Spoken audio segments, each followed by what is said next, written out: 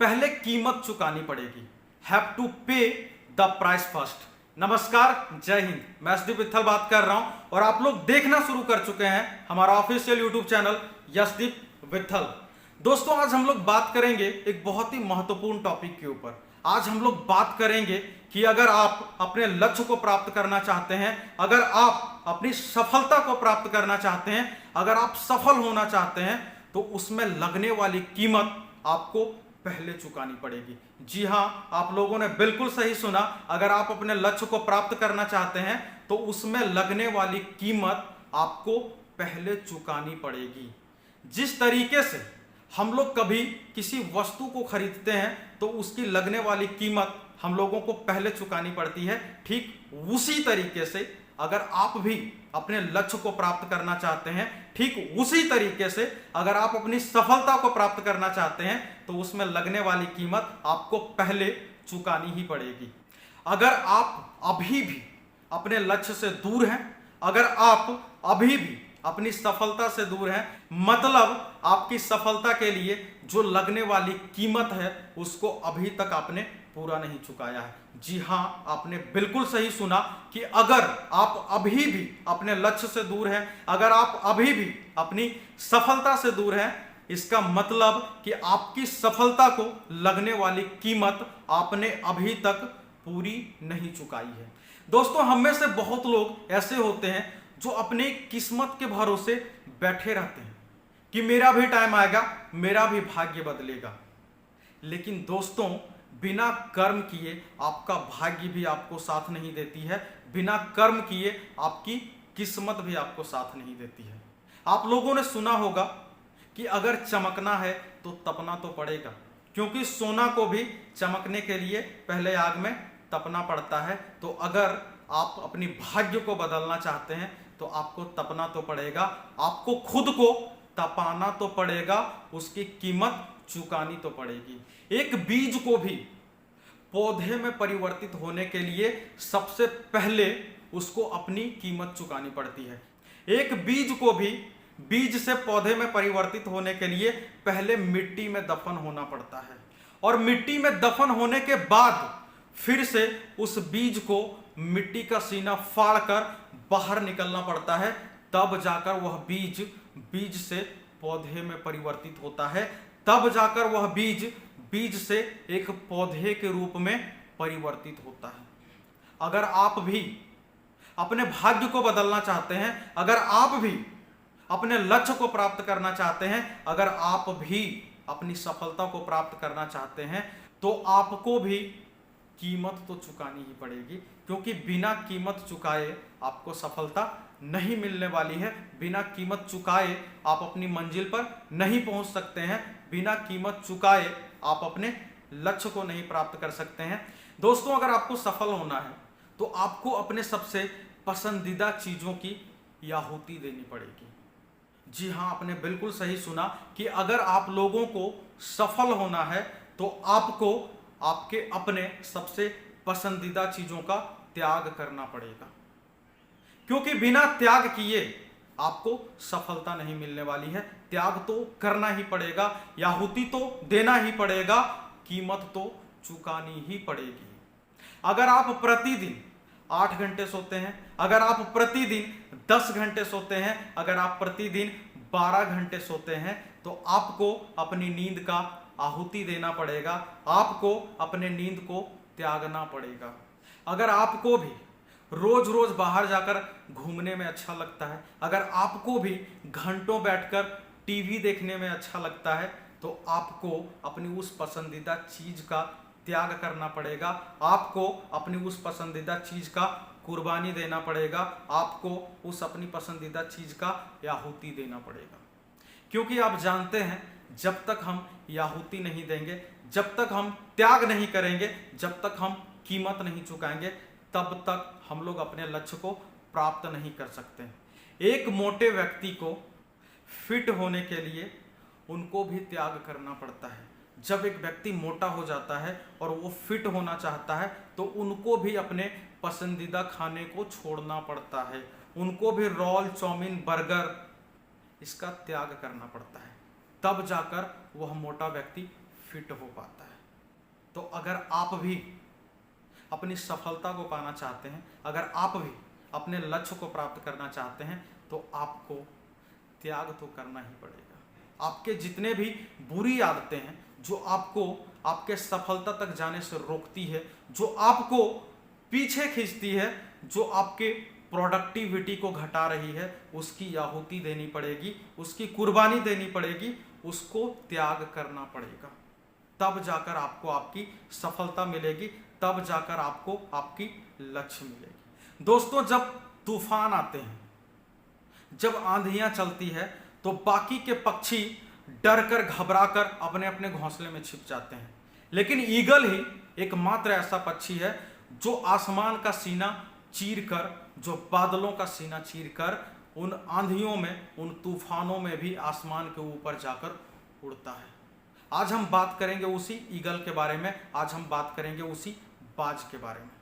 एक बाज की जो औसतन आयु होती है वो लगभग 70 वर्ष की होती है। दोस्तों, जब वह ईगल 40 वर्ष का हो जाता है तो उस ईगल के पास 3 समस्याएं आती है।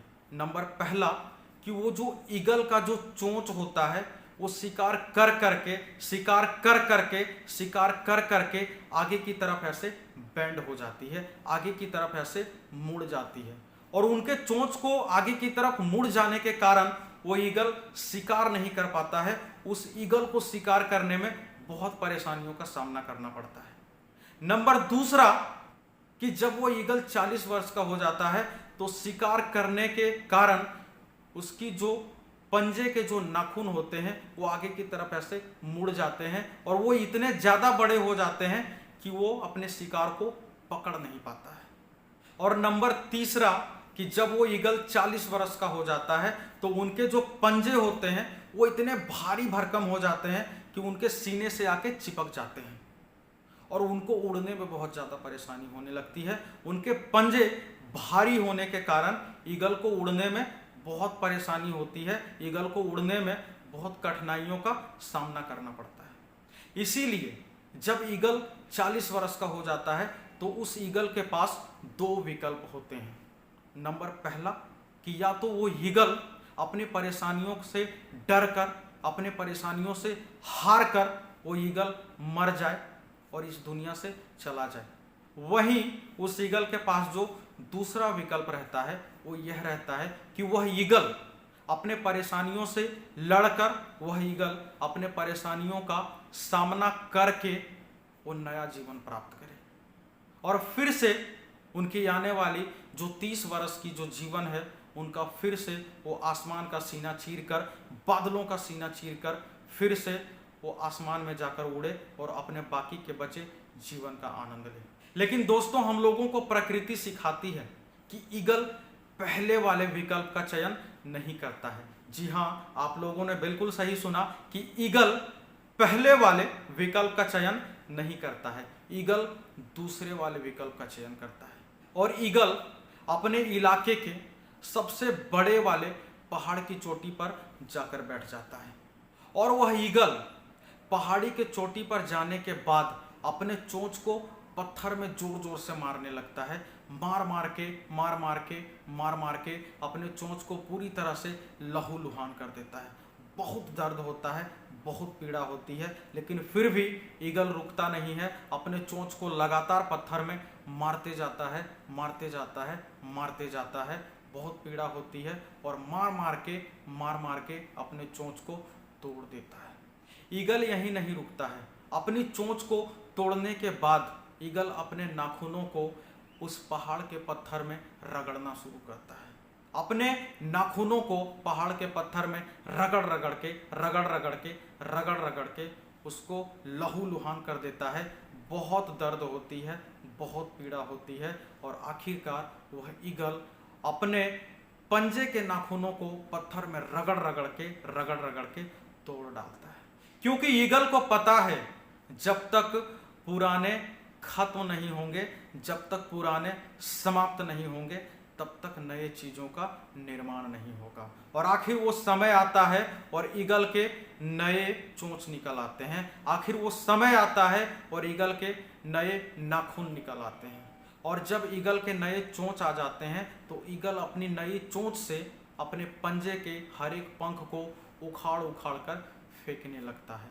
बहुत दर्द होता है, बहुत तकलीफ होता है, बहुत पीड़ा होती है, बहुत खून निकलता है, लेकिन फिर भी ईगल अपने चोंच से अपने पंजे के सभी पंख को एक एक करके निकाल के फेंक देता है, क्योंकि ईगल को पता है जब तक पुराने नष्ट नहीं होंगे तब तक नए पंख नहीं आएंगे। और वो दिन बहुत जल्दी आता है जब ईगल के पास अपनी नई चोंच भी है, अपने नए नाखून भी है और अपने नए पंख भी हैं। अब ईगल एक नया ईगल बन चुका था, अब ईगल को एक नया जीवन मिल चुका था और ईगल अपने आने वाले बाकी के 30 वर्ष बिल्कुल नए होके उनको व्यतीत करता है।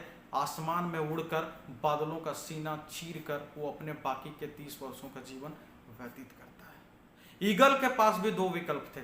अगर ईगल चाहता तो अपने मुश्किलों से हार कर, डर कर, लड़ना छोड़कर मर जाता, लेकिन ईगल दूसरे विकल्प का चयन करता है और अपनी परिस्थिति से लड़ता है, अपनी परिस्थिति का डटकर मुकाबला करता है और अपने नए जीवन को प्राप्त करता है। अगर आप भी उस ईगल की तरह परेशान हैं, उस ईगल की तरह हताश हैं, उस ईगल की तरह निराश हैं, आपको सिर्फ और सिर्फ असफलता ही असफलता हाथ लग रही है, आपको सिर्फ और सिर्फ निराशा ही निराशा हाथ लग रही है, लेकिन आप सफल होना चाहते हैं, लेकिन आप अपने लक्ष्य को प्राप्त करना चाहते हैं, तो आपको उस लक्ष्य को प्राप्त करने के लिए, आपको अपने सफलता को प्राप्त करने के लिए लगने वाली कीमत पहले चुकानी पड़ेगी।